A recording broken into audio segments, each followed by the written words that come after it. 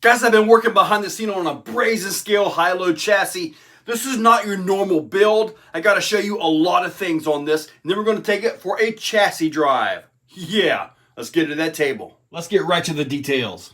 The front 10.3 Bronco style axle housing is by Vitavon, and yes, it has the underdrive gears in this. JConcepts 1.9 hold tires with the hazard wheels. Traxxas TRX4 rear axle with selectable locker. You can see that Micro 99 right there. And yes, it has the overdrive gears in it.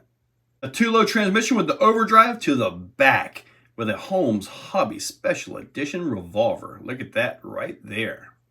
Holmes Hobby's Crawlmaster Mini V2 ESC. DriveTech shocks front and rear. I've got the offset caps on the way. The front drive shaft is by Vitavon. These are perfect in here. The rear drive shaft for right now is the wrong one. This is actually out of a Rift. So it's got 6mm bores. It is not so tight on the 5mm outputs and inputs, but it works.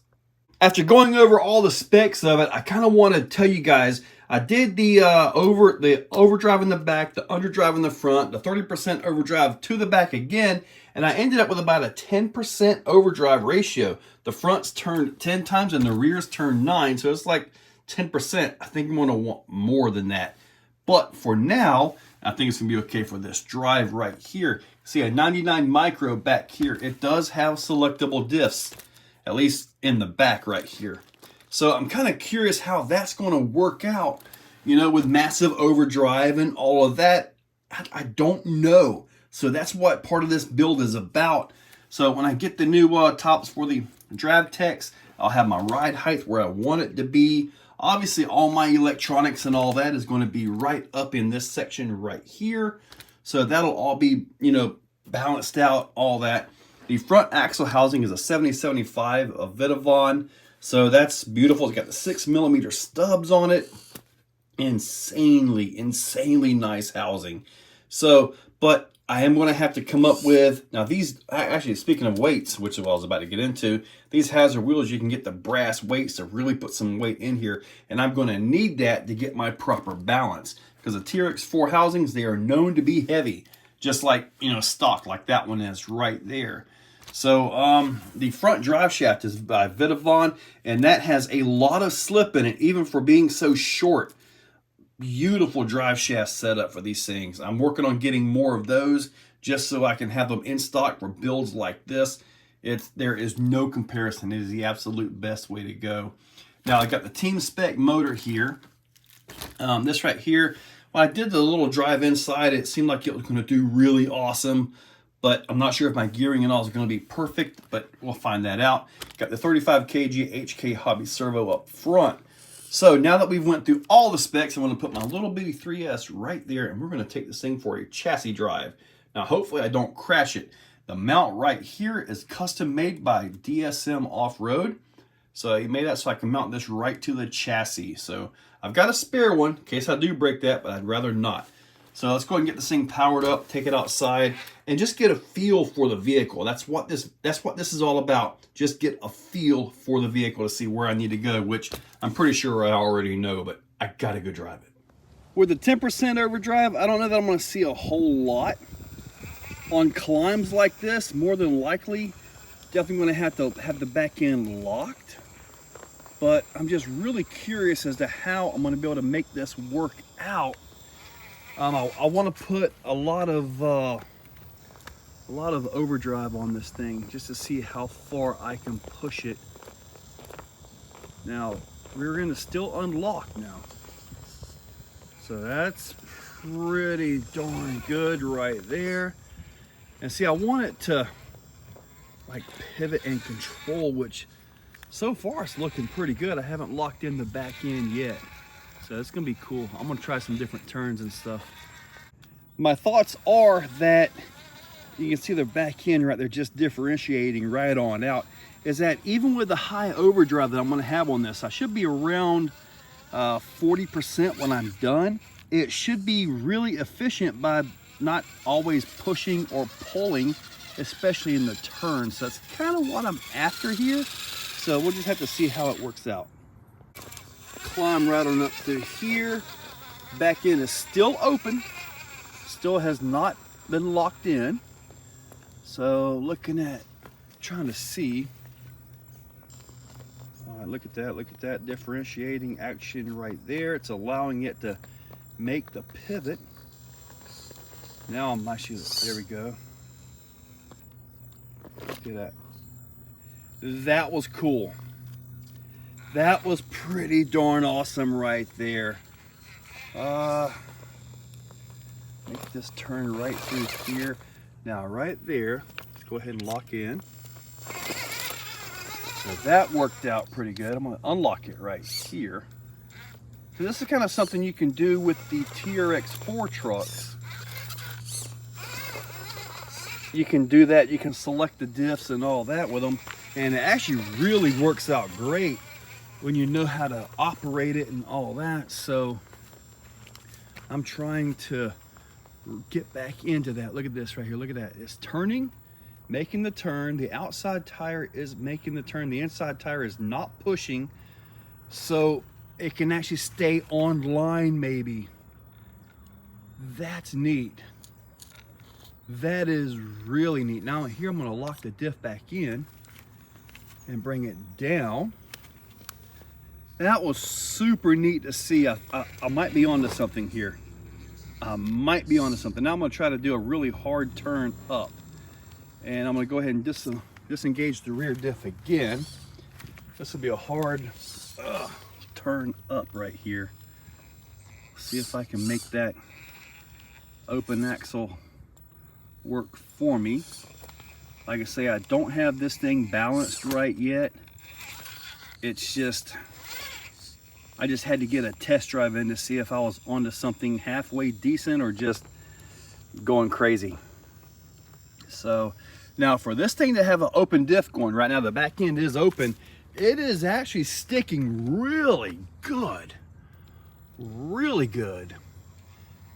Especially, I mean, considering my balance is off, everything is just wrong right now. Holmes motor's pulling great. Crawlmaster Mini V2 is doing perfectly. Really happy with how this thing is turning out now, and it's going to get even better when I get this thing done and set up. I get the ride height lowered down with the offset tops. Yeah, this is going to be awesome. Let's see what we got on hopper. Yep, nice. This is, I really like this as a test piece right here. It works really good with forward transmissions and all that stuff. And it really does, especially with the angled skids. It works really good. Beautiful. Let's give it another crawl right over here. Now look at this right here. Oh yeah, let's get a little closer. All right, let's try this up a little bit better, see if I can show you guys what I think I just saw. Get up like this. Let's see if that front end makes a turn here. All right, the front end is cutting. You can see the rear end differentiating. Look at that. So that rear low tire did not push it up into that. And with only 10% overdrive, this is actually pretty darn good. So if I can drive this over through here, see, in our comps here, I think I can get around with having an open rear axle quite a bit from what I'm seeing, just because it allows everything to work. I mean, that's really impressive. I gotta tell you, this thing is working great to being out of balance and all that. It's probably, I don't know, 48, 52 rear to the rear heavy. So it is not set up like what it's going to be when I'm done. But very nice. Curious if they can get it with the back end unlocked right here. I mean, granted, you know, we don't have the top weight and all that stuff, but let's just see if we can make it. And I really don't want to roll it and tear it up because obviously there's no protection of the electronics or any of that stuff. So, all right, this thing is coming in pretty darn awesome. That back end is up really high, which actually brought the front end out of the groove. So that wasn't very good. But I got to get the back end to actually drop down now. But anyway, let's see if I can get this to settle. If I can get it to settle, I think it'll get it, but I kind of have my doubts. Let's see. All right, see, it's torquing up. It's coming out of it. So I don't think I'm going to get this. This is just getting worse and worse as it goes on. If I can get the back tire down here. Yeah, I'm still unlocked. All right, now the back tire is on that. That's usually a really good thing. Okay, that's what it took to get this. I'm gonna lock the back end in. Now we're locked and looks like we're doing good. Grab this up right through here. Bring it up around over through here like this. And it looks like it's got it. Beautiful. This will be the last climb I do just because I want to see. I want to see. Woo, these tires are gripping really good right there. Nice. Still open rear axle now. Still rear open on the open rear axle. Yeah, all right, I'm gonna try to throttle it. You know, I don't know if climb time is just getting easier or the trucks are getting better, but this thing is working great. So even with the balance being wrong, it was not forward biased at all. It's too tall. It's not belly dragger like what I'm after. It did really, really good. I'm really liking the selectable rear diff. As I was able to show you guys at several of the turns, this tire not pushing was actually a benefit because it was able to cut the corner a little bit better. And one of them, like if it was pushing, it would have pushed me up onto the ledge. But no, it was able to just kind of sit there and make that turn. That was awesome to see. And the tires, these holds, wow, did they do good. I'm going to have to do the brass weights in the wheels though. That's going to have to happen because I'm not sure what brass I can fit on that Vitavon front housing. I kind of think it's what it is. So the only other place I have to put weight is going to be in the wheels, and that's going to happen. I get on JConcepts.net and get some of those ordered.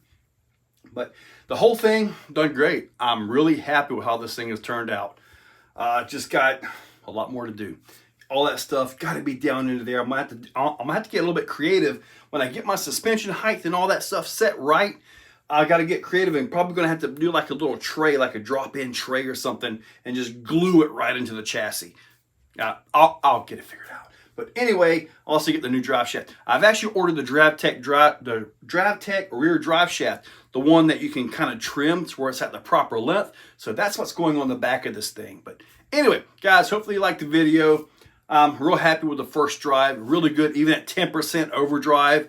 I'm going to get more on it because I'm going to put the regular gears back into the TRX4 rear axle. So I'm going to bring that down a little bit. I don't want to gear it up because you gear it up, you start losing that low end resolution, which this thing seems to be really good at. So that factory team motor from Holmes, phenomenal. Crawlmaster Mini V2, phenomenal. I'm going to shut up now, get this thing done. Hopefully you guys enjoyed the video. Check that description. Use those links there. Affiliate links, Amen, eBay, Amazon, and Horizon. Helps out the channel when you guys use them. So hit that subscribe, ring that bell. You guys know what to do. Catch you later, Chuck. If you're still watching, you are top shelf. You are the cream of the crop, the pick of the litter. You are phenomenal. Thank you for watching to the end of the video. It means a lot to me. Now, down below, there are links for the products you see, also for channel memberships. If you guys want to be a part, channel members get early viewing on pretty much everything that I can. So, guys, check that description. There's a lot of info down there. Thank you all for watching.